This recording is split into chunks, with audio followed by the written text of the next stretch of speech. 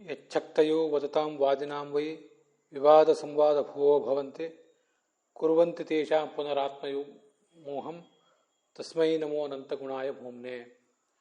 ಶ್ರೀರತ್ನರೂಪಿಣ್ಯುರುಗಾಯ ಪಾದಯೋಃ ಕರೋತಿ ಮಾನಂ ಬಹುಧಾ ವಿಭೂತಿಭಿಃ ಪ್ರೇಂಕಶ್ರಿತಾಯಾಃ ಕುಸುಮಾಕರಾನುಗೈಃ ವಿಗೀಯಮಾನಾ ಪ್ರಿಯಕರ್ಮ ಗಾಯತೆ. ದೇಹೇಂದ್ರಿಯ ಪ್ರಾಣಮನೋಭಿಮಾನೋ ಜೀವೋಂತರಾತ್ಮ ಗುಣಕರ್ಮಮೂರ್ತಿ ಸೂತ್ರಂ ಮಹಾನಿತ್ಯುರುದೇಹ ಗೀತಃ ಸಂಸಾರ ಆಧಾವತಿ ಕಾಲತಂತ್ರಃ. ಯಸ್ವಾನುಭಾವಮಖಿಲಶ್ರುತಿಸಾರಮೇಕಂ ಅಧ್ಯಾತ್ಮದೀಪಮತಿತೀರ್ಷತಾಂ ತಮೋಂಧಂ ಸಂಸಾರಿಣಾಂ ಕರುಣಯಾಃ ಪುರಾಣಗುಹ್ಯಂ ತಂ ವ್ಯಾಸಸೂನುಮುಪಯಾಮಿ ಗುರುಂ ಮುನೀನಾಂ.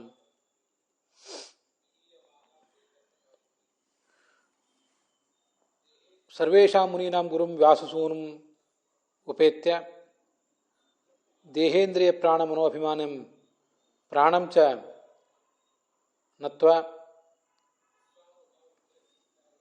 ಶ್ರಿಯಂ ಶ್ರೀರಮಣಸ್ಯ ಸೇವಾಯಾಂ ನಿರತಾಂ ನತ್ವಾ ಸ್ವಯಂ ಚ ಭಗವಂತಂ ಯಸ್ಯ ಶಕ್ತಯಃ ವದತಾಂ ವಾದಿನಾಂ ವಿವಾದ ಸಂವಾದ ಭುವೋ ಭವಂತೆ ತೇಷಾಂ ಪುನಃ ಆತ್ಮಮೋಹಮೇವ ಕುರ್ವಂತೆ ನ ತು ನಿರ್ಣಯಂ. ತಸ್ಮೈ ಅನಂತಗುಣಾಯ ಭೂಮ್ನೆ ಸಮುನ್ನದ್ಧಶಕ್ತಯೇ ನಮಸ್ಕಾರಾಂಶ್ಚ ವಿಧಾಯ ಅಥಾತಃ ಭಾಗವತಸ್ಯ ಪ್ರಥಮೇ ಸ್ಕಂಧೆ ಪಂಚಮೇ ಅಧ್ಯಾಯೇ 12 ಶ್ಲೋಕಃ ನೈಷ್ಕರ್ಮ್ಯಮಪ್ಯರ್ಚ್ಯುತಭಾವವರ್ಜಿತಂ ಇತ್ಯೇತಾದೃಶಾತ್ಮಕಃ 12 ಶ್ಲೋಕಃ. ಮೊದಲ ಸ್ಕಂಧದ 1ನೇ ಅಧ್ಯಾಯದ 12ನೇಯ ಶ್ಲೋಕಃ ಅದ್ಯ ವ್ಯಾಕ್ರಿಯತೆ.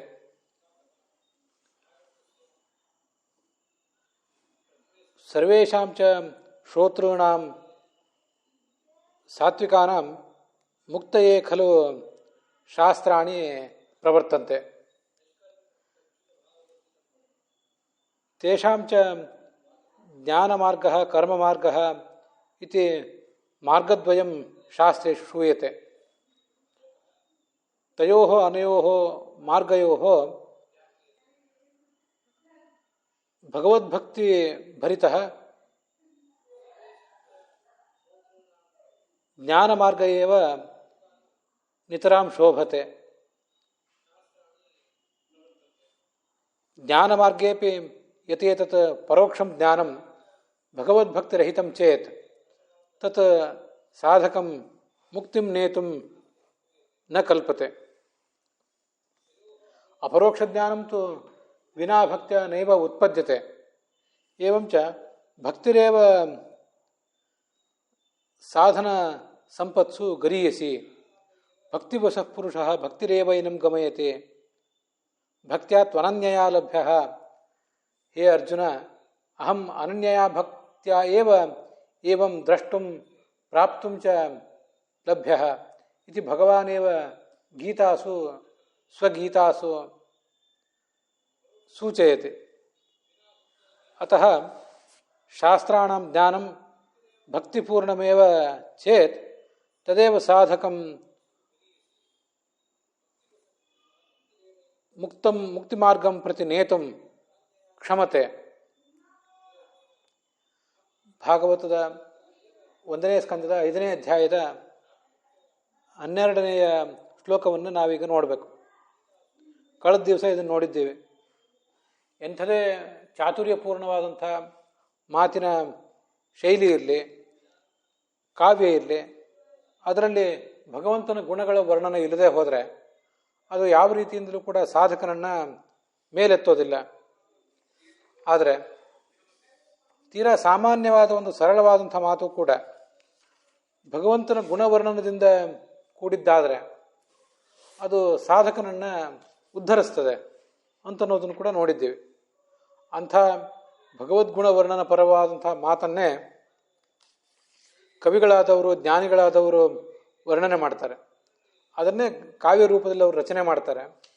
ಮತ್ತು ಅದನ್ನೇ ಪ್ರವಕ್ತಾರರು ಪ್ರವಚನ ಮಾಡ್ತಾರೆ.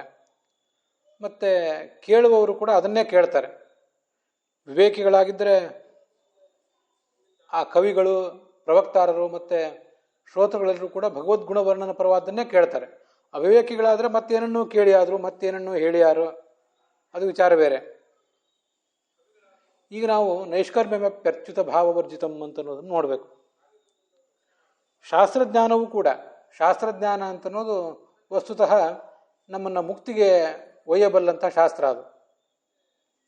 ಆದರೆ ಅದಕ್ಕೂ ಕೂಡ ಭಕ್ತಿ ಇಲ್ಲದೆ ಹೋದರೆ ಅದು ಶೋಭಿಸೋದೇ ಇಲ್ಲ. ಕರ್ಮ ಮೋಚನ ಮಾಡಿಸುವ ಶಕ್ತಿ ಇದೆ ಶಾಸ್ತ್ರಕ್ಕೆ. ಆದರೆ ಭಕ್ತಿ ಇಲ್ಲದೆ ಹೋದರೆ ಆ ಕಂಥ ಜ್ಞಾನಕ್ಕೂ ಕೂಡ ಯಾವುದೇ ರೀತಿಯಾದ ಬೆಲೆ ಇಲ್ಲ.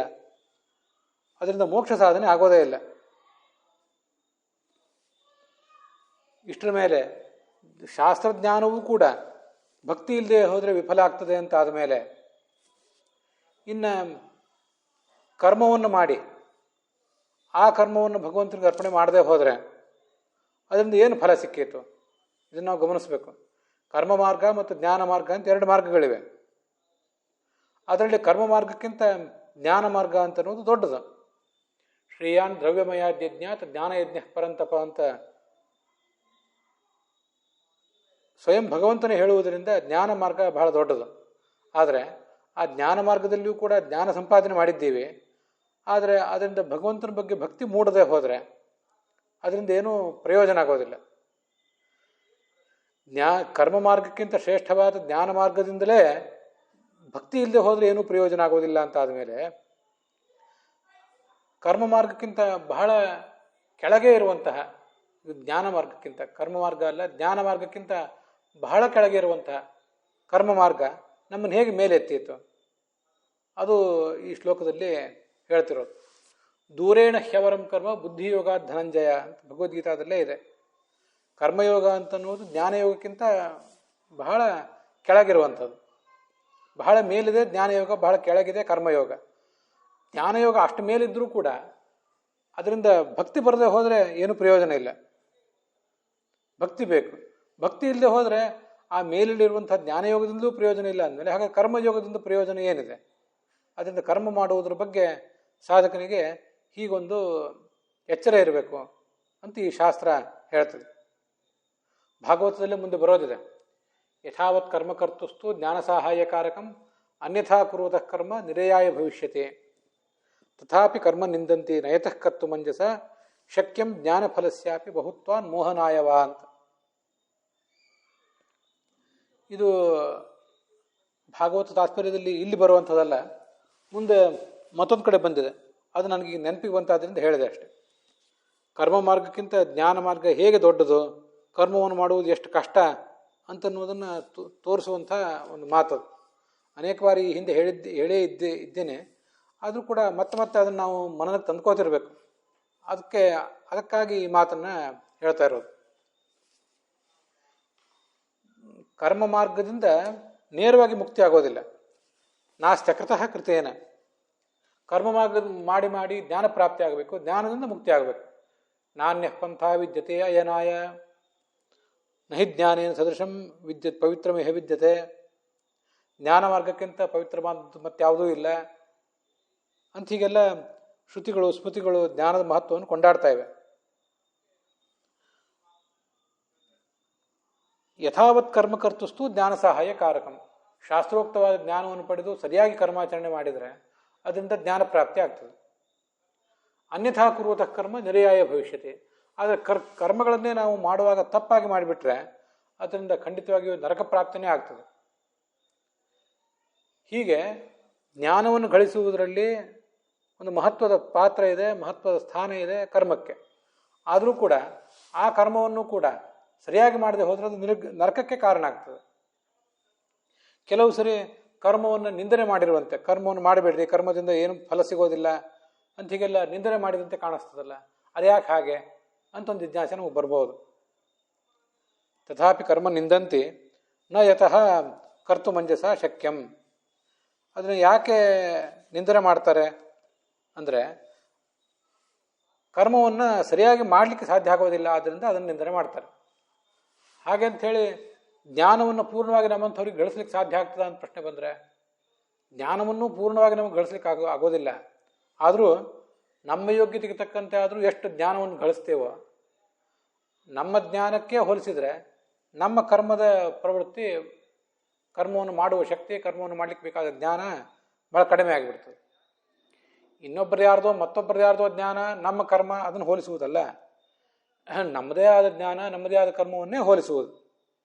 ಹಾಗೆ ಹೋಲಿಸಿದರೆ ನಮಗೇನೆ ಕರ್ಮಯೋಗಿಗಳಾದಂಥ ನಮಗೆ, ಅದನ್ನು ನಾನು ಯಾವತ್ತೂ ಅಂದ್ಕೊಳ್ಳೋದು. ವಸ್ತುತಃ ಭಕ್ತಿಯೋಗಿಗಳು ದೇವತೆಗಳು, ಜ್ಞಾನಯೋಗಿಗಳು ಸನಕಾದಿಗಳು, ಹಾಗೆ ನಾವು ಕರ್ಮಯೋಗಿಗಳು, ಕರ್ಮ ಪ್ರಧಾನರು ನಾವು. ಕರ್ಮಾಣಿ ಶಾಸ್ತ್ರತೋ ಜ್ಞಾತ್ವ ತತ್ಪ್ರಾಧಾನ್ಯಾನುಸಾರತಃ ವಿಜ್ಞಾತಾಯೇ ಗುಣಾ ವಿಷ್ಣೋ ಕರ್ಮಯೋಗಾಸ್ತು ತೇ ಪರಾಹ ತೇ ಮತಾಹ ಅಂತ. ಶಾಸ್ತ್ರಗಳ ಮೂಲಕ ಏನು ಕರ್ಮ ಮಾಡಬೇಕು ಏನು ಮಾಡಬಾರದು ಅಂತ ಅನ್ನೋದನ್ನು ತಿಳ್ಕೊಂಡು ಆ ಮೂಲಕ ಭಗವಂತನ ಜ್ಞಾನವನ್ನು ಪಡ್ಕೊಂಡವರಿಗೆ ಕರ್ಮ ಪ್ರಾಧಾನ್ಯಾನುಸಾರತಃ ಕರ್ಮದ ತಳಹದಿಯ ಮೇಲೆ ಯಾರು ಜ್ಞಾನವನ್ನು ಪಡೆದು ಆಮೇಲೆ ಭಗವಂತನ ಗುಣಗಳನ್ನು ಅರಿತಾರೋ ಅವರನ್ನು ಕರ್ಮಯೋಗಿಗಳು ಅಂತ ಕರೀತಾರೆ. ವಸ್ತುತಃ ನಾವು ಕರ್ಮಯೋಗಿಗಳು, ಆದರೆ ನಮಗೂ ಕೂಡ ಕರ್ಮವನ್ನು ಸರಿಯಾಗಿ ಮಾಡಲಿಕ್ಕೆ ಬರೋದಿಲ್ಲ. ಯಾಕೆಂದರೆ ಸರಿಯಾದ ಕರ್ಮವನ್ನು ಮಾಡಲಿಕ್ಕೆ ಬೇಕಾದ ಸರಿಯಾದ ಜ್ಞಾನವನ್ನು ಪಡೆಯುವುದೇ ಬಹಳ ಕಷ್ಟ. ಜ್ಞಾನವನ್ನು ಪಡೆದ ಮೇಲೂ ಕೂಡ ದೇಶ ಕಾಲ ವ್ಯಕ್ತಿ ಇತ್ಯಾದಿ ಗತಿಗಳಿಗೆ ಅನುಗುಣವಾಗಿ ಆ ಕರ್ಮವನ್ನು ಮಾಡಲಿಕ್ಕೆ ಸಾಧ್ಯ ಆಗೋದಿಲ್ಲ. ಹೀಗೆ ನಮ್ಮದೇ ಜ್ಞಾನವನ್ನು ನಮ್ಮದೇ ಕರ್ಮಕ್ಕೆ ಹೋಲಿಸಿದರೆ ಜ್ಞಾನವನ್ನು ಗಳಿಸುವ ಶಕ್ತಿ ನಮಗೆ ಹೆಚ್ಚು, ಕರ್ಮವನ್ನು ಮಾಡುವ ಶಕ್ತಿ ನಮಗೆ ಕಡಿಮೆ. ಆದರೂ ಕರ್ಮವನ್ನು ಬಿಡುವಂತಿಲ್ಲ. ಇದು ಆ ಕರ್ಮ ಮಾರ್ಗ ಇರುವಂಥ ರೀತಿ. ನಯತಃ ಕರ್ತು ಮಂಜಸ ಶಕ್ಯಂ, ಕರ್ಮವನ್ನು ಸರಿಯಾಗಿ ಮಾಡಲಿಕ್ಕೆ ಸಾಧ್ಯವೇ ಆಗೋದಿಲ್ಲ. ಬಹುತ್ವಾದ ಜ್ಞಾನ ಫಲಸ್ಯ ಮೋಹನಾಯವ, ಕರ್ಮವನ್ನು ಮಾಡಲಿಕ್ಕೆ ಏನು ನಾವು ದೈಹಿಕ ಶ್ರಮ ಸಮಯ ಇತ್ಯಾದಿಗಳನ್ನು ವಿನಿಯೋಗ ಮಾಡ್ತೇವೆ, ಅಷ್ಟೇ ಶ್ರಮವನ್ನು ಜ್ಞಾನ ಮಾರ್ಗದಲ್ಲಿ ನಾವು ತೊಡಗಿಸಿದರೆ ಅದರಿಂದ ಫಲ ಹೆಚ್ಚು. ಹೀಗೆಲ್ಲ ಶಾಸ್ತ್ರದ ಆದೇಶ ಇದೆ. ಹಾಗಂತೇಳಿ ಪೂರ್ಣ ಕರ್ಮವನ್ನು ಬಿಡ್ಲಿಕ್ಕೆ ಬರ್ತದ? ಬಿಡಲಿಕ್ಕೂ ಬರೋದಿಲ್ಲ. ಏನು ಕನಿಷ್ಠ ಪ್ರಮಾಣದ ಕರ್ಮಗಳನ್ನು ಮಾಡಬೇಕಾಗಿದೆ ಅದನ್ನು ಮಾಡಿಯೇ ಮಾಡೋದು. ಅದಕ್ಕೆ ಬೇಕಾದ ಶಾಸ್ತ್ರಜ್ಞಾನವನ್ನು ಸಂಪಾದನೆ ಮಾಡುವುದು ಮತ್ತು ಕರ್ಮವನ್ನು ಮಾಡಲೇಬೇಕು. ಆದರೂ ಕೂಡ ಅದಕ್ಕಿಂತ ಹೆಚ್ಚಿನ ಕರ್ಮಗಳನ್ನು ಏನು ಯಾವ ಪ್ರಮಾಣದಲ್ಲಿ ಕನಿಷ್ಠ ಕರ್ಮಗಳನ್ನು ಮಾಡಬೇಕಾಗಿದೆ ಅದಕ್ಕಿಂತ ಹೆಚ್ಚಿನ ಕರ್ಮಗಳನ್ನು ಮಾಡ್ತೇವೆ ಅಂತ ಹೊರಟ್ರೆ ಅದರಿಂದ ಹೆಚ್ಚು ಫಲ ಸಿಗೋದಿಲ್ಲ. ಹೆಚ್ಚಿನ ಶ್ರಮವನ್ನೆಲ್ಲ ಜ್ಞಾನ ಸಂಪಾದನೆಗೆ, ಶ್ರವಣ ಮನನ ಧ್ಯಾನಕ್ಕೆ ತೊಡಗಿಸಿದರೆ ಅದರಿಂದ ಜ್ಞಾನ ಸಿಗ್ತದೆ. ಜ್ಞಾನದ ಫಲ ಯಾವತ್ತೂ ಹೆಚ್ಚು. ಮೋಹನಾಯವ, ಕೆಲವು ಕಡೆ ಕರ್ಮವನ್ನು ನಿಂದನೆ ಮಾಡಲಿಕ್ಕೆ ಮತ್ತೊಂದು ಕಾರಣ ಇದೆ. ಜ್ಞಾನ ಮಾರ್ಗ ದೊಡ್ಡದೋ ಕರ್ಮ ಮಾರ್ಗ ದೊಡ್ಡದೋ ಅಂತ ಸಾಧಕರಿಗೆ ದೊಡ್ಡ ಗೊಂದಲ ಏರ್ಪಡ್ತದೆ ಸಾಮಾನ್ಯವಾಗಿ. ಈ ಶಾಸ್ತ್ರದ ಮಾರ್ಗ ಏನಿದೆ, ಭಗವಂತನನ್ನು ತಲುಪುವಂಥ ಮಾರ್ಗ, ಅದು ಅಷ್ಟು ಸುಲಭವಾಗಿ ಯಾವುದೋ ಲೌಕಿಕ ಸಾಧನೆ, ಲೌಕಿಕ ಉದ್ಯೋಗ ವ್ಯವಹಾರ ಅದರಲ್ಲಿ ನಾವು ಹೋಗುವ ಮಾರ್ಗದಷ್ಟು ತುಂಬ ಸರಳವಾದ ಮಾರ್ಗ ಅಲ್ಲ ಅದು. ಎಷ್ಟು ಸರಳವೋ ಅಷ್ಟೇ ಕಠಿಣವೂ ಹೌದು. ಏಷ ನಿಷ್ಕಂಟಕ ಪಂಥಾಹ, ತುಂಬ ಸರಳವಾದ ಮಾರ್ಗ, ತೊಂದರೆ ಇಲ್ಲದ ಮಾರ್ಗ ಅಂತ ಅದನ್ನು ವರ್ಣನೆ ಮಾಡಿದ್ದಾರೆ. ಆದರೆ ಆ ಮಾರ್ಗವನ್ನು ಅರಿಯುವುದೇ ಬಹಳ ಕಷ್ಟ. ಹೀಗೆ ತುಂಬ ಕಷ್ಟಕರವಾದದ್ದೇ. ಆದರೂ ಕೂಡ ಶಾಸ್ತ್ರವನ್ನು ಓದಲಿಕ್ಕೆ ತೊಡಗಿದವರಿಗೆ ನಾನಾ ಥರದ ಗೊಂದಲಗಳನ್ನೆಲ್ಲ ಎದುರಿಸಿ ಆಮೇಲೆ ಸರಿ ಯಾವುದು ತಪ್ಪು ಯಾವುದು ಅಂತ ತೀರ್ಮಾನ ತಗೊಂಡು ಕರ್ಮ ಮಾರ್ಗಕ್ಕಿಂತ ಜ್ಞಾನ ಮಾರ್ಗ ಹೇಗೆ ದೊಡ್ಡದು ಅನ್ನುವುದನ್ನು ನಿರ್ಣಯ ಸರಿಯಾಗಿ ಮಾಡಿಕೊಂಡು ಆ ಬಳಿಕನೇ ಅವರು ಸಾಧನೆ ಮಾರ್ಗದಲ್ಲಿ ಮುಂದುವರಿಬೇಕು. ಯಾವುದು ಕಷ್ಟಪಟ್ಟು ಗಳಿಸಿದ್ದಿರ್ತದೆ ಅದೇ ದೀರ್ಘಕಾಲ ಉಳಿತದೆ. ಅಲ್ಪ ಶ್ರಮದಿಂದ ಅಲ್ಪ ಕಾಲದಲ್ಲಿ ದೊರೆತದ್ದು ಸ್ವಲ್ಪ ಕಾಲದಲ್ಲಿ ಮಂಜಿನಂತೆ ಕರಗಿ ಹೋಗಿಬಿಡ್ತದೆ. ಅಂತೂ ಭಗವಂತನನ್ನು ತಿಳಿಯುವ ಮಾರ್ಗಗಳಲ್ಲಿ ಯಾವ ಮಾರ್ಗ ಮುಖ್ಯ ಅನ್ನೋದನ್ನು ಕೂಡ ಬಹಳ ಪರಿಶ್ರಮದಿಂದಲೇ ಬಹಳ ಜಿಜ್ಞಾಸೆಯಿಂದಲೇ ತಿಳಿದು ಕರ್ಮ ಮಾರ್ಗಕ್ಕಿಂತ ಜ್ಞಾನ ಮಾರ್ಗ ಬಹಳ ದೊಡ್ಡದು ಅಂತ ನಿರ್ಣಯಿಸಿಕೊಂಡು ಆ ಬಳಿಕ ಮುಂದುವರಿಯಬೇಕು ಸಾಧಕ. ಇದು ಅವನಿಗಿರುವಂಥ ಒಂದು ಜವಾಬ್ದಾರಿ. ಈ ಸಂದರ್ಭದಲ್ಲಿ ಅವನು ಅನೇಕ ಏರುಪೇರುಗಳನ್ನು, ಎಡರು ತೊಡರುಗಳನ್ನು ಅನುಭವಿಸಬೇಕಾಗ್ತದೆ. ಅನುಭವಿಸಬೇಕು ಅಂತಲೇ ಶಾಸ್ತ್ರದ ಆಶಯ ಇದೆ. ಹೀಗೆ ಕರ್ಮದ ಮಹತ್ವ ಇದೆ. ಆ ಕರ್ಮಕ್ಕಿಂತ ಜ್ಞಾನ ಮಾರ್ಗ ಬಹಳ ದೊಡ್ಡದು. ಆದರೂ ಕೂಡ ಜ್ಞಾನವನ್ನೇ ಗಳಿಸುವಾಗ ಭಕ್ತಿ ಬರದೇ ಹೋದರೆ ಅನೇಕ ಬಾರಿ ನಮಗೆ ಹೀಗಾಗ್ತದೆ. ಜ್ಞಾನವನ್ನು ಗಳಿಸುವಾಗ ಭಕ್ತಿ ಯಾಕೆ ಬರೋದಿಲ್ಲ? ಬಹಳ ಆಶ್ಚರ್ಯ ಅನ್ನಿಸ್ತದೆ. ಜ್ಞಾನವನ್ನು ಗಳಿಸಿದ ಮೇಲೂ ಕೂಡ ಭಕ್ತಿ ಬರುವುದಿಲ್ವಾ? ಅದು ಹೇಗೆ ಅಂದರೆ ಅದಕ್ಕೆ ಪರೋಕ್ಷ ಜ್ಞಾನಂ ನ ಶೋಭತೆ ಅಂತ ಆಚಾರ್ಯರು ಭಾಗವತ ತಾತ್ಪರ್ಯ ಬರೆದಿದ್ದಾರೆ. ಜ್ಞಾನ ಪರೋಕ್ಷ ಜ್ಞಾನ ಮತ್ತು ಅಪರೋಕ್ಷ ಜ್ಞಾನ ಅಂತ ಎರಡು ಥರ. ಅಪರೋಕ್ಷ ಜ್ಞಾನ ಬಂದ ಮೇಲೂ ಕೂಡ ಭಕ್ತಿ ಇಲ್ಲದೇ ಇರುವ ಸಾಧ್ಯತೆ ಇದೆಯಾ ಅಂತ ಪ್ರಶ್ನೆ ಬಂದರೆ ಹಾಗೆ ಸಾಧ್ಯತೆ ಇಲ್ಲೇ ಇಲ್ಲ. ಅಪರೋಕ್ಷ ಜ್ಞಾನ ಬಂದಮೇಲೆ ಭಕ್ತಿ ಇದ್ದೇ ಇರ್ತದೆ, ಭಗವಂತನ ಪ್ರೀತಿ ಆಗೇ ಆಗ್ತದೆ, ಮುಕ್ತಿ ಆಗೇ ಆಗ್ತದೆ. ಆದರೆ ಪರೋಕ್ಷ ಜ್ಞಾನ ಸಂಪಾದನೆ ಮಾಡಿದಾಗ ನಮಗೆಲ್ಲ ಕೊಟ್ಟಂಥ ಒಂದು ಎಚ್ಚರ ಇದು.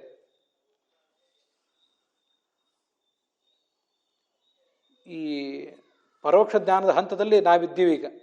ಇಂಥವರಿಗೆ ನಮಗೆ ಭಗವಂತನಲ್ಲಿ ಭಕ್ತಿ ಮೂಡದೇ ಹೋದರೆ, ಅನೇಕ ಶಾಸ್ತ್ರಗಳನ್ನು ಆಲೋಚನೆ ಮಾಡಿದ ಮೇಲೂ ಕೂಡ ಭಗವಂತನಲ್ಲಿ ಭಕ್ತಿ ಭಾವ ಮೂಡದೇ ಹೋದರೆ ಆವಾಗ ಆ ಪರೋಕ್ಷ ಜ್ಞಾನ ಅಂತ ಅನ್ನೋದು ವ್ಯರ್ಥ ಆಗಿಬಿಡ್ತದೆ.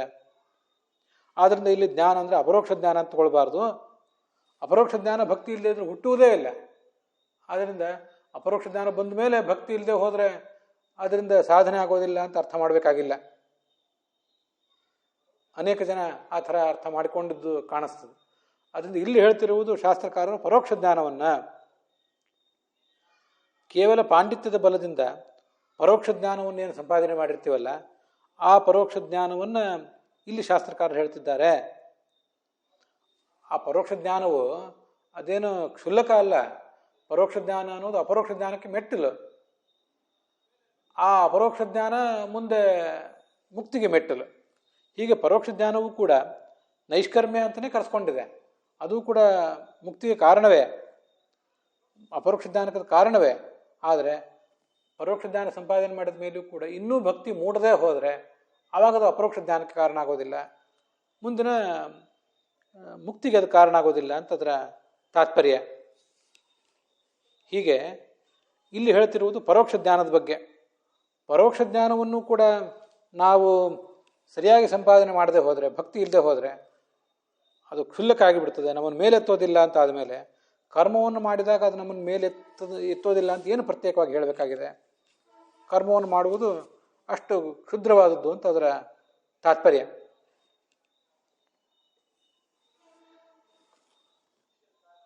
ಇದಕ್ಕೆ ಬೇರೆ ಬೇರೆ ವ್ಯಾಖ್ಯಾನಕಾರರು ಏನು ಅರ್ಥ ಮಾಡಿದ್ದಾರೆ ಅಂತ ಅನ್ನೋದನ್ನು ನೋಡಬೇಕು. ತುಂಬ ಶ್ಲೋಕ ಸರಳವಾಗಿ ಕಾಣಿಸ್ತದೆ. ನೈಷ್ಕರ್ಮ್ಯ ಅಂದರೆ ಏನು? ನೈಷ್ಕರ್ಮ್ಯ ಅಂದರೆ ಶಬ್ದಕ್ಕೆ ಜ್ಞಾನ ಅಂತ ಹೇಗೆ ಅರ್ಥ ಅಂತೇಳಿ ನಮ್ಗೆ ಅನೇಕ ಥರದ ಗೊಂದಲಗಳು ಏರ್ಪಡ್ತವೆ. ಅದನ್ನೇನು ವ್ಯಾಖ್ಯಾನ ಮಾಡಿದ್ದಾರೆ ಅಂತ ನೋಡಬೇಕು. ನಿಷ್ಕರ್ಮ ಅಂದರೆ ಬ್ರಹ್ಮ. ತದೇಕಾಕಾರತ್ವಾತ್ ನಿಷ್ಕರ್ಮತಾರೂಪಂ ನೈಷ್ಕರ್ಮ್ಯಂ. ಅಜ್ಯತೆ ಇತಿ ಅಂಜನಂ ಉಪಾಧಿ ನಿರಂಜನಂ ಅಚ್ಯುತ ಭಾವವರ್ಜಿತಂ ನಶೋಭತೆ ಜ್ಞಾನಮಲಂ ನಿರಂಜನಂ ಅಂತಿದೆಯಲ್ಲ, ನಿರಂಜನಂ ಜ್ಞಾನಂ ಅಂತ. ನಿರಂಜನಂ ಜ್ಞಾನಂ ಅಂದರೆ ಅಂಜನ ಅಂದರೆ ಉಪಾಧಿ. ಅದ್ವೈತ ಮತದಲ್ಲಿ ಏನು ಉಪಾಧಿಗಳು ಇತ್ಯಾದಿಗಳನ್ನು ಹೇಳ್ತಾರೆ ಆ ಉಪಾಧಿ ಅಂತಲ್ಲ, ಒಟ್ಟಾರೆ ದೋಷ ಅಂತ ಅರ್ಥ.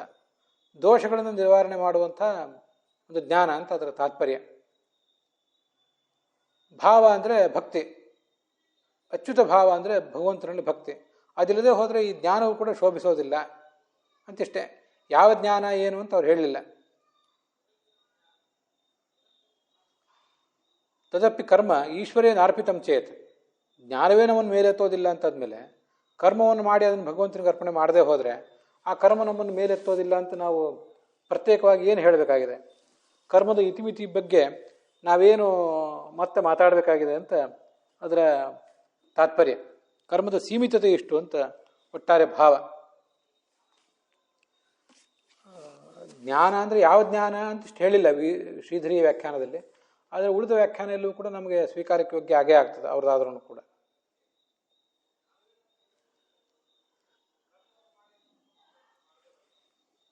ನೈಷ್ಕರ್ಮ್ಯ ಅಂದರೆ ನಿರ್ಗತಂ ಕರ್ಮಣಃ ನಿಷ್ಕರ್ಮ ನಿಷ್ಕರ್ಮೈವ ನೈಷ್ಕರ್ಮ್ಯಂ.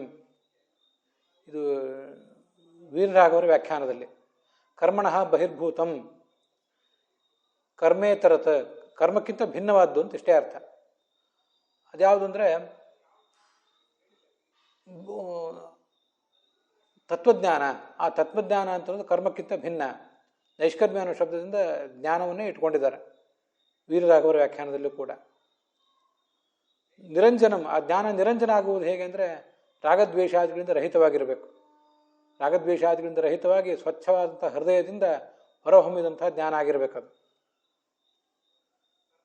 ಆ ನೈಷ್ಕರ್ಮ್ಯ ಅಂದರೆ ಈ ಯತಃ ನೈಷ್ಕರ್ಮ್ಯಂ ಜ್ಞಾನಯೋಗಮೇವ ನ ಶೋಭತೆ. ಕೆಲವೊಂದು ಬಾರಿ ಈ ಜ್ಞಾನಯೋಗವೇ ಭಕ್ತಿ ಇಲ್ಲದೆ ಹೋದರೆ ಆವಾಗ ಅದು ಶೋಭಿಸುವುದೇ ಇಲ್ಲ. ಸಮಾನವಾದ ಅರ್ಥನೇ ಶ್ರೀಧರಿ ವ್ಯಾಖ್ಯಾನದಲ್ಲಿ, ವೀರರಾಘವರ ವ್ಯಾಖ್ಯಾನದಲ್ಲಿ ಕೊಡಿಸ್ತದೆ.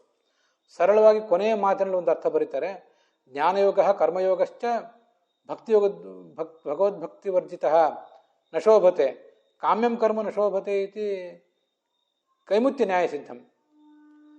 ಜ್ಞಾನಯೋಗವಾಗಲಿ ಕರ್ಮಯೋಗವಾಗಲಿ ಭಗವಂತನ ಭಕ್ತಿ ಇಲ್ಲದೆ ಹೋದರೆ ಅದು ಶೋಭಿಸುವುದಿಲ್ಲ ಅಂತ ಆದಮೇಲೆ, ಕರ್ಮಯೋಗವನ್ನು ಮಾಡಿದರೆ ಕಾಮ್ಯ ಕರ್ಮವನ್ನು ಮಾಡಿದರೆ ಅದು ನಮ್ಮನ್ನ ಮೇಲೆ ಎತ್ತೋದಿಲ್ಲ, ಅದರಿಂದ ಏನೂ ಉಪಯೋಗ ಇಲ್ಲ ಅಂತ ನಾವು ಪ್ರತ್ಯೇಕ ಏನು ಹೇಳಬೇಕಾಗಿದೆ? ಎಲ್ಲ ಕಡೆಯೂ ಭಕ್ತಿ ಬೇಕು, ಭಗವಂತನಿಗೆ ಅರ್ಪಣೆ ಮಾಡುವಂಥ ಎಚ್ಚರ ಬೇಕು. ಅದಿಲ್ಲದೆ ಹೋದರೆ ಕರ್ಮಯೋಗವೂ ಶೋಭಿಸುವುದಿಲ್ಲ, ಜ್ಞಾನಯೋಗವೂ ಶೋಭಿಸುವುದಿಲ್ಲ ಅಂತ ಅದರ ಅಭಿಪ್ರಾಯ.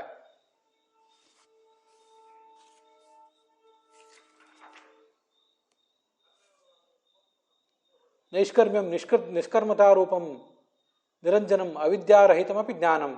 ನಿರಂಜನ ಅಂದರೆ ತಪ್ಪು ತಿಳುವಳಿಕೆಯಿಂದ ಕೂಡಿದ ಜ್ಞಾನ ಅಂತ ಅರ್ಥ ರಾಧಾಕೃಷ್ಣರ ವ್ಯಾಖ್ಯಾನದಲ್ಲಿ ಕಾಣಿಸ್ತದೆ. ಅಚ್ಯುತ ಭಕ್ತಿ ಅಂದರೆ ಭಗವಂತನ ಭಕ್ತಿಯೇ.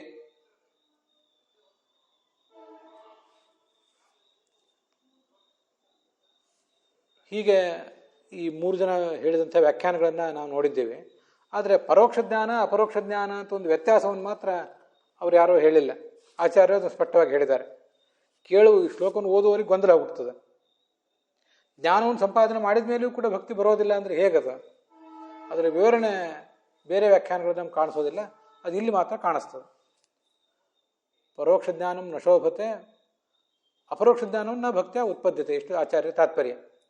ಯಸ್ಯ ದೇವ ಪರಾಭಕ್ತಿ ಯಥಾ ದೇವಿ ತಥಾ ಗುರು ತಸ್ಯೈತೆ ಖಚಿತಾಶ್ಯರ್ಥಾ ಪ್ರಕಾಶಂತೆ ಮಹಾತ್ಮನಃ ಅಂತ ಹೀಗೊಂದು ಶ್ವೇತಾಶ್ವತರ ಉಪನಿಷತ್ತಿನ ಮಾತಿದೆ. ಸರ್ವಮೂಲದಲ್ಲಿ ಆಚಾರ್ಯದನ್ನು ಅನೇಕ ಬಾರಿ ಉದ್ಧರಿಸಿದ್ದಾರೆ, ಬ್ರಹ್ಮಸೂತ್ರ ಭಾಷ್ಯ ಮೊದಲಾದ ಕಡೆಯೂ ಕೂಡ. ಭಕ್ತಿ ಇದ್ರೇ ಜ್ಞಾನ ಬರೋದು ಅಂತ. ಯಸ್ಯ ದೇವೇ ಪರಾಭಕ್ತಿ, ದೇವರಲ್ಲಿ ಭಕ್ತಿ ಇರಬೇಕು. ಯಥಾ ದೇವೇ ತಥಾ ಗುರು, ದೇವತೆ ಭಗವಂತನ ಭಕ್ತಿ ಇರುವಂತೆ ಗುರುಗಳಲ್ಲೂ ಕೂಡ ಭಕ್ತಿ ಇರಬೇಕು. ತಸ್ಯ ಏತೆ ಖಚಿತಾಶ್ಯರ್ಥ, ಶಾಸ್ತ್ರದಲ್ಲಿ ಹೇಳಿರುವಂಥ ಅರ್ಥಗಳೆಲ್ಲ ದೈವಭಕ್ತಿ ಗುರುಭಕ್ತಿ ಇದ್ದವನಿಗೆ ಮಾತ್ರ ಹೊಳಿತವೆ ಅಂತ ಶಾಸ್ತ್ರ ಹೇಳಿದೆ. ಯಮೇ ವೈಷ ವೃಣತೆ ತೇನ ಲಭ್ಯ ತಸ್ಯೈಷ ಆತ್ಮ ವಿವೃಣತೆ ತನುಂ ಸ್ವಾಂ. ಭಗವಂತ ಯಾವ ಸಾಧಕನನ್ನ ವೃಣತೆ, ಇವನು ನನ್ನ ಭಕ್ತ ಅಂತ ಸ್ವೀಕಾರ ಮಾಡ್ತಾನೋ, ಇವನ ಹೃದಯದಲ್ಲಿ ಭಕ್ತಿ ಹುದುಗಿದೆ, ಇವನಿಗೆ ನನ್ನನ್ನು ತಿಳಿಯುವ ಹಂಬಲ ಇದೆ ಅಂತ ಒಬ್ಬ ಭಕ್ತನನ್ನು ಭಗವಂತ ತನ್ನವನು ಸ್ವೀಕಾರ ಮಾಡಿದರೆ ಅವನಿಗೆ ತನ್ನನ್ನು ತೆರೆದು ತೋರಿಸ್ತಾನೆ. ತನ್ನನ್ನು ತೆರೆದು ತೋರಿಸುವುದಂದ್ರೆ ತನ್ನ ಜ್ಞಾನವನ್ನು ಕೊಡುವುದು ಅಂತ ಅದರ ಅರ್ಥ.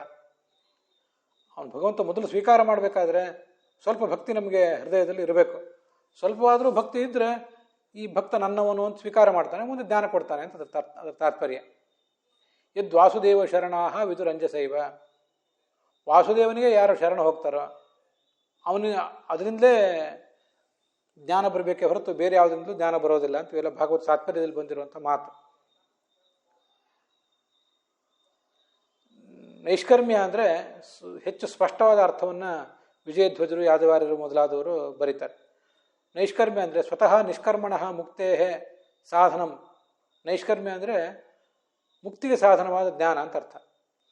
ಅದು ಯಾಕೆ ಅಂದರೆ ಈ ನಿಷ್ಕರ್ಮ ಅಂದರೆ ಮುಕ್ತಿ. ಮುಕ್ತಿಯಲ್ಲಿ ನಾವು ಕರ್ಮವನ್ನು ಮಾಡಬೇಕಾದಂಥ ಬದ್ಧತೆ ಇರೋದಿಲ್ಲ. ಕರ್ಮವನ್ನು ಮಾಡ್ತಾರೆ ಸಾಧಕರು. ಕರ್ಮವನ್ನು ಮಾಡಿ ಮಾಡಿ ಅಭ್ಯಾಸ ಆಗಿರೋದ್ರಿಂದ ನಾನಾ ಥರದ ಕರ್ಮಗಳನ್ನು ಮಾಡ್ತಾರೆ. ಶಾಸ್ತ್ರಾಧ್ಯಯನ, ಯಜ್ಞ ಮೊದಲಾದ ಕರ್ಮಗಳನ್ನು ಮಾಡ್ತಿರ್ತಾರೆ. ಅದು ಕೂಡ ಮಾಡಬೇಕಾದ ಬದ್ಧತೆ ಇರುವುದಿಲ್ಲ. ಆದ್ದರಿಂದ ನಿಷ್ಕರ್ಮ ಅಂದರೆ ಮುಕ್ತಿ. ಅದಕ್ಕೆ ಸಾಧನವಾದದ್ದು ಈ ಜ್ಞಾನ, ಪರೋಕ್ಷ ಜ್ಞಾನವೂ ಕೂಡ. ಅದು ನಿರಂಜನ ಅಂದರೆ ವಿಷಯ ಸಂಸರ್ಗ ವಿಷಯ ಸಂಘ ಅರ್ಜನ ಮಲರಹಿತಂ. ಜ್ಞಾನ ಅಮಲವಾಗಿದೆ ಯಾಕೆ ಅಂದರೆ ವಿಷಯದ ಸಂಪರ್ಕ ಅದಕ್ಕಿಲ್ಲ. ಆದ್ದರಿಂದ ಅದು ನಿರಂಜನ.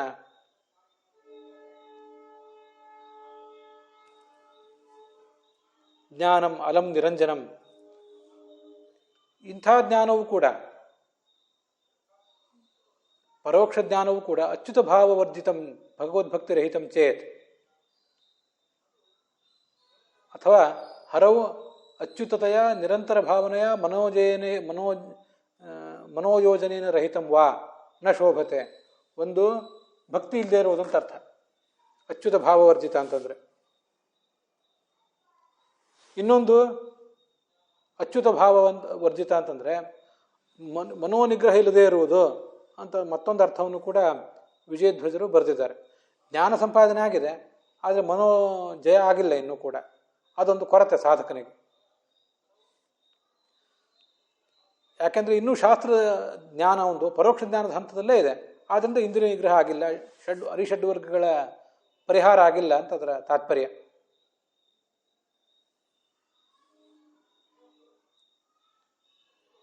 ಬಂಧಕತೆಯ ಶಾಶ್ವತ ಸರ್ವದಾ ಅಭದ್ರಂ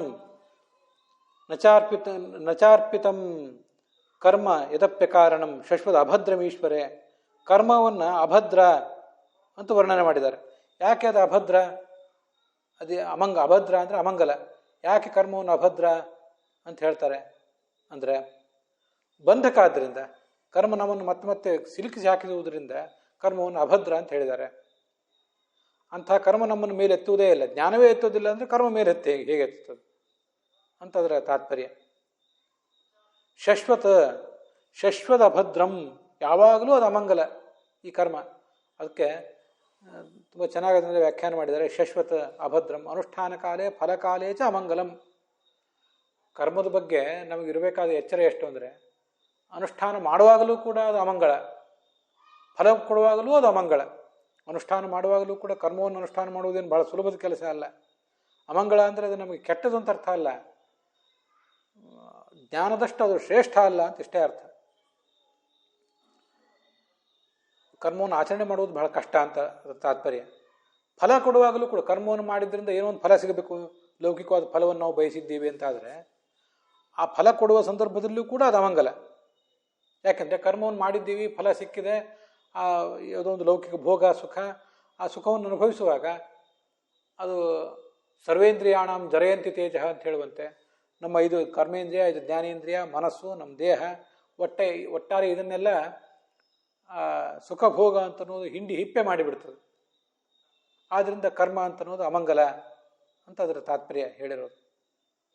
ಅನುಷ್ಠಾನ ಮಾಡುವಾಗಲೂ, ಅನುಷ್ಠಾನ ಮಾಡಿ ಫಲ ಪಡೆಯುವಾಗಲೂ, ಲೌಕಿಕ ಫಲವನ್ನು ಪಡೆಯುವಾಗ ಅಂತ ಅದರ ತಾತ್ಪರ್ಯ. ನಿತ್ಯಂ ಕರ್ಮ ಹರವು ನಾರ್ಪಿತಂ ಏತಚ್ಚ ನ ಶೋಭತೆ. ಹೀಗೆ ಭಗವಂತನ ಅರ್ಪಣೆ ಇಲ್ಲದೆ ಹೋದರೆ ಯಾವ ಕರ್ಮವೂ ಶೋಭಿಸೋದಿಲ್ಲ. ಜ್ಞಾನವೇ ಶೋಭಿಸುವುದಿಲ್ಲ ಅಂದಮೇಲೆ ಭಗವಂತನ ಕುರಿತಾದಂಥ ಈ ಕರ್ಮ ಆದರೂ ಶೋಭಿಸುವುದು ಹೇಗೆ ಅಂತ ಅದರ ಅಭಿಪ್ರಾಯ. ಇದು ವಿಜಯಧ್ವಜರ ಮಾತು.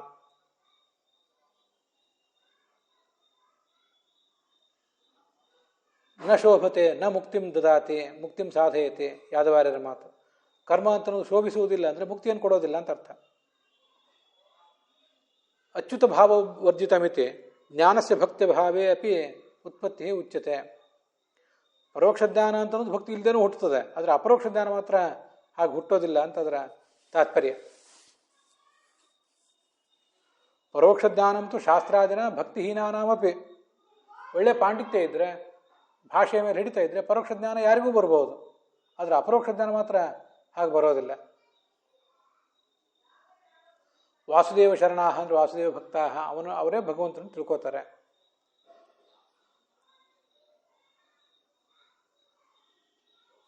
ನಿರಂಜನಂ ಅಲಂ ನಿರಂಜನಂ ಸಂಪಾದನ ಕಾಲೇ ದೋಷ ಅನಾಪಾದಕಂ ಜ್ಞಾನಂ ಹರಿವಿಷಯಕಂ. ಈ ನಿರಂಜನ ಅಂತನ್ನೋದನ್ನು ನಾವು ಜ್ಞಾನಕ್ಕೂ ಕೂಡ ವಿಶೇಷಣ ಮಾಡಿ ನೋಡಬಹುದು. ಜ್ಞಾನಕ್ಕೆ ವಿಶೇಷಣ ಮಾಡಿ ನೋಡಿದಾಗ ಅದು ಹೇಗೆ ಕಾಣಿಸ್ತದೆ? ದೋಷರಹಿತ ಅಂತ ಅದರ ಅರ್ಥ. ಸಂಪಾದನಾ ಕಾಲೇ ದೋಷ ಅನಾಪಾದಕಂ. ಜ್ಞಾನ ಸಂಪಾದನೆ ಮಾಡುವಾಗ ಅದು ಯಾವುದೇ ಥರದ ದೋಷಕ್ಕೆ ಕಾರಣ ಆಗೋದಿಲ್ಲ. ಈಶ್ವರೇ ನೈವ ಅರ್ಪಿತಂ, ಭಗವಂತನಿಗೆ ಅರ್ಪಣೆ ಮಾಡದೆ ಹೋದರೆ ಅದು ಶೋಭಿಸುವುದೂ ಇಲ್ಲ.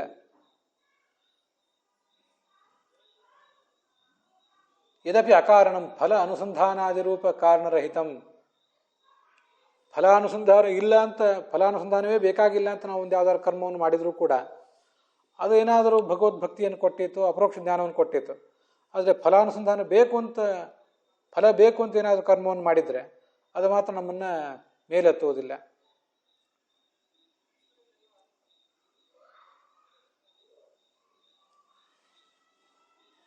ಜ್ಞಾನಂತೂ ಕರ್ಮಾಪೇಕ್ಷೆಯ ಉತ್ತಮತ್ವೇನ ಪ್ರಸಿದ್ಧಂ, ಯಾದವಾರ್ಯರ ಮಾತು. ಜ್ಞಾನ ಅನ್ನೋದು ಕರ್ಮಕ್ಕಿಂತ ಉತ್ತಮ ಅಂತ ಪ್ರಸಿದ್ಧ. ತದಪಿ ಯದಾ ಭಕ್ತ್ಯ ಭಾವೆ. ಒಟ್ಟಾರೆ ಆ ಶ್ಲೋಕದ ಸಾರ ಇದು. ಜ್ಞಾನ ಭಕ್ತಿಗಿಂತ ದೊಡ್ಡದೇ. ಅದೂ ಕೂಡ ಕರ್ಮ ಇಲ್ಲದೇನೆ, ಅದೂ ಕೂಡ ಭಗವದ್ಭಕ್ತಿ ಇಲ್ಲದೆ ಹೋದರೆ ಮೋಕ್ಷ ಜನಕ್ಕೆ ಆಗೋದಿಲ್ಲ ಅಂದಮೇಲೆ ತದಾ ಅವರಂ ಕರ್ಮ, ಅದಕ್ಕಿಂತಲೂ ಕೆಳಗಿರುವಂಥ ಕರ್ಮ ಭಕ್ತಿ ಭಾವೇ ಮೋಕ್ಷ ಜನಕ್ಕೆ ನಭವತಿ. ಭಕ್ತಿ ಇಲ್ಲದೆ ಹೋದರೆ ಅದು ಮೋಕ್ಷ ಕೊಡೋದಿಲ್ಲ ಅಂತ ನಾವೇನು ಹೇಳಬೇಕಾಗಿದೆ ಪ್ರತ್ಯೇಕ? ಅದು ಅಲ್ಲಿನ ತಾತ್ಪರ್ಯ. ಇದಕ್ಕೆ ಸಂಬಂಧಪಟ್ಟಂತೆ ಮಹಾಭಾರತದ ಒಂದು ಮಾತು ನೆನಪಿಗೆ ಬರ್ತದೆ. ತಸ್ಮಾತ್ ತ್ವಂ ಗಹನಾನ್ ಸರ್ವಾನ್ ತ್ಯಕ್ವಾ ಶಾಸ್ತ್ರಾರ್ಥ ವಿಸ್ತರಾನ್ ಅನನ್ಯಚೇತಾ ಧ್ಯಾಯಸ್ವ ನಾರಾಯಣ ಮಜಂ ವಿಭುಂ ಅಂತ. ಕರ್ಮವನ್ನು ನಾವು ಮಾಡಬೇಕು. ಕರ್ಮವನ್ನು ಮಾಡಬೇಕಾದ್ರೆ ಶಾಸ್ತ್ರಜ್ಞಾನ ಬೇಕು. ಶಾಸ್ತ್ರಜ್ಞಾನ ಅಂತನ್ನುವುದು ಬಹಳ ಗಹನ. ಅಷ್ಟು ಸುಲಭವಾಗಿ ನಮ್ಮೆಲ್ಲರಿಗೂ ಕೂಡ ಶಾಸ್ತ್ರಜ್ಞಾನ ಬರೋದೇ ಇಲ್ಲ. ಶಾಸ್ತ್ರ ಏನು ಹೇಳ್ತಿದೆ ಅಂತ ಗೊತ್ತಾಗೋದೇ ಇಲ್ಲ ಸರಿಯಾಗಿ. ಹಾಗಾದ್ರೆ ಏನು ಮಾಡಬೇಕು? ಶಾಸ್ತ್ರಗಳನ್ನು ಓದೋದು ಬೇಡ ಅಂತಲ್ಲ, ಆದರೆ ಮುಖ್ಯವಾಗಿ ಮೊದಲು ಸಾಧಕನಿಗೆ ಇರಬೇಕಾದಂಥ ಎಚ್ಚರ ಭಗವಂತನಲ್ಲಿ ಭಕ್ತಿ. ಗಹನಾನ್ ಸರ್ವಾನ್ ತ್ಯಕ್ವಾ ಶಾಸ್ತ್ರಾರ್ಥ ವಿಸ್ತರಾನ್. ಏನು ಕರ್ಮ ಮಾಡಬೇಕು, ಏನು ಕರ್ಮ ಮಾಡಬಾರ್ದು, ಪ್ರಮೇಯ ಯಾವುದು, ಯಾವ ತತ್ವ, ಯಾವುದು ತತ್ವ, ಯಾವುದು ಅತತ್ವ, ಇದನ್ನೆಲ್ಲವನ್ನು ತಿಳಿಸುವಂಥ ಶಾಸ್ತ್ರಗಳನ್ನು ಬದಿಗಿಡು ಸ್ವಲ್ಪ ಕಾಲ. ಬಿಡು ಅಂತಲ್ಲಿದೆ. ಬಿಡು ಅಂದರೆ ಪೂರ್ಣ ಬಿಟ್ಟು ಬಿಡೋದು, ನೀನೆಂದು ಓದಬೇಡ ಅಂತ ಅರ್ಥ ಅಲ್ಲ. ತಾತ್ಕಾಲಿಕವಾಗಿ ಬದಿಗಿಡು. ಮತ್ತು ಮುಂದೆ ಏನು ಮಾಡಬೇಕು? ತಾತ್ಕಾಲಿಕವಾಗಿ ಬದಿಗಿಟ್ಟು ಮುಂದೆ ಏನು ಮಾಡಬೇಕು ಅಂದರೆ ಅನನ್ಯಚೇತಾ ಧ್ಯಾಯಸ್ವ ನಾರಾಯಣ ಮಜಂ ವಿಭುಂ. ಪೂರ್ಣವಾಗಿ ಭಗವಂತನಿಗೆ ಶರಣು ಹೋಗು. ಅವನಿಗೆ ಶರಣು ಹೋದರೆ ಅವನು ನಮ್ಮೆಲ್ಲರನ್ನು ಕೂಡ ಕಾಪಾಡ್ತಾನೆ. ಮನ್ಮನಾಭವ ಮದ್ಭಕ್ತ ಮದ್ಯಾಜೀ ಮಾಂ ನಮಸ್ಕುರು. ನನಗೆ ನೀನು ನನ್ನಲ್ಲಿ ಮನಸ್ಸನ್ನು ಮೀಸಲಾಗಿಡು, ನಾನು ನಿನಗೆ ಎಲ್ಲ ಮಾರ್ಗವನ್ನು ಕೂಡ ತೋರಿಸ್ತೀನಿ ಅಂತ ಕೃಷ್ಣ ಹೇಳ್ತಿರೋದು ಇದಕ್ಕಾಗಿ. ಜ್ಞಾನವನ್ನು ಎಷ್ಟು ಸಂಪಾದನೆ ಮಾಡಬೇಕು, ಕರ್ಮವನ್ನು ಎಷ್ಟು ಸಂಪಾದನೆ ಮಾಡಬೇಕು ಅಂತನ್ನೋದು ಯಾವತ್ತೂ ಕೂಡ ಒಂದು ಗೊಂದಲದ ವಿಷಯವೇ. ಏಕಾದಶಿ, ಕೃಷ್ಣಾಷ್ಟಮಿ ಮೊದಲಾದಂಥ ಎಲ್ಲ ವಿಷಯಗಳ ಬಗ್ಗೆಯೂ ಕೂಡ ಅದೊಂದು ಯಾವತ್ತೂ ಕೂಡ ಗೊಂದಲವೇ. ಅದೇನಿದ್ರೂ ಕೂಡ ಭಗವಂತನಿಗೆ ಶರಣ ಹೋಗು, ಅವನು ಎಲ್ಲ ಜ್ಞಾನವನ್ನು ಕೂಡ ಕೊಡ್ತಾನೆ ಅಂತ ಭಗವದ್ಗೀತೆಯು ತನ್ನ ಸಾರವನ್ನು ಹೇಳಿರುವುದು ಅದಕ್ಕಾಗಿ.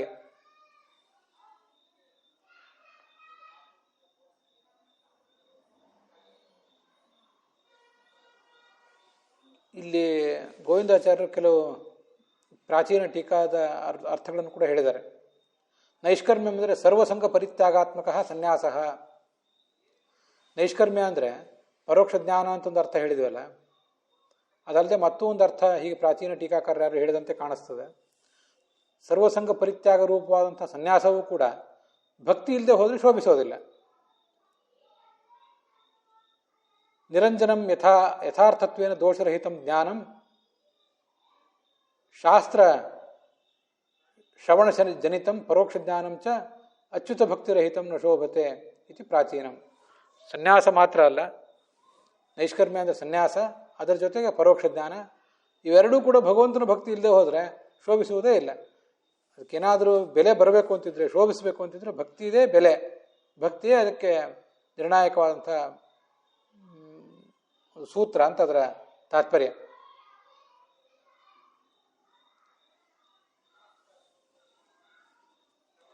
ಇದು ಬನ್ನಂಜ ಗೋವಿಂದಾಚಾರ್ಯರು ತಮ್ಮ ಸಂಪಾದನೆಯಲ್ಲಿ ನಮಗೆ ತೋರಿಸಿಕೊಡುವಂಥ ಕೆಲವು ಮಾತುಗಳು.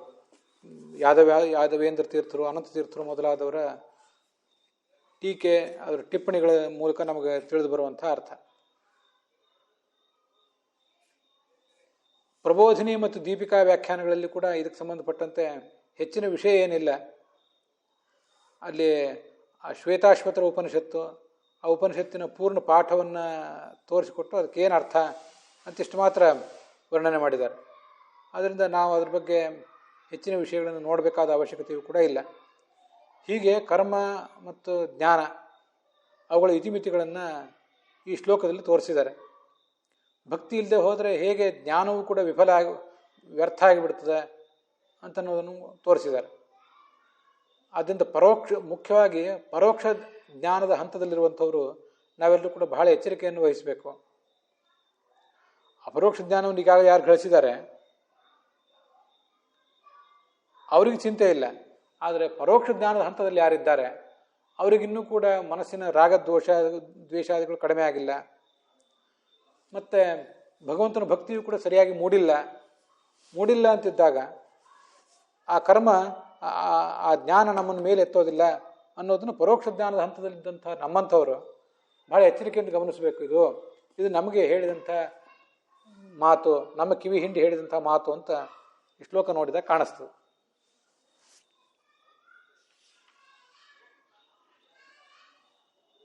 ಅದರ ಜೊತೆಗೆ ಈ 12ನೇ ಶ್ಲೋಕದ ವಿವರದೊಂದಿಗೆ ಇವತ್ತಿನ ಈ ಭಾಗ ಸಮಾಪ್ತವಾಗಿದೆ. ಹುಸಿಯ ನಾಡಿ ಹೊಟ್ಟೆ ಹೊರೆವ ವಿಷಯದಲ್ಲಿ ರಸಿಕನೆಂದು ಹುಸಿಗೆ ಹಾಕಿದಿರೋ ಇನ್ನು ಋಷಿಕೇಶನೇ, ಈಶನಿನ್ನ ಚರಣ ಭಜನೆ ಆಸೆಯಿಂದ ಮಾಡುವೆ ದೋಷರಾಶಿ ನಾಶ ಮಾಡು ಶ್ರೀಶಕೇಶವ. ಶ್ರೀಕೃಷ್ಣಾರ್ಪಣಮಸ್ತು.